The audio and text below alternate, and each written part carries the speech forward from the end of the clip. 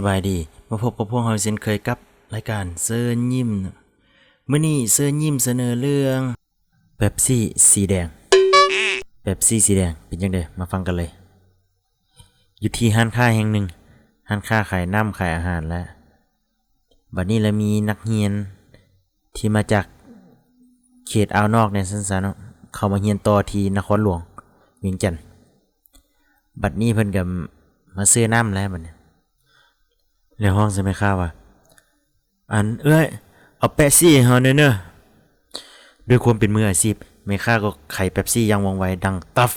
หลังจากที่ไขแล้วลูกค้าห้องสิใส่อีกว่าเอาสีแดงเด้อเอ้ย 11 points will bring you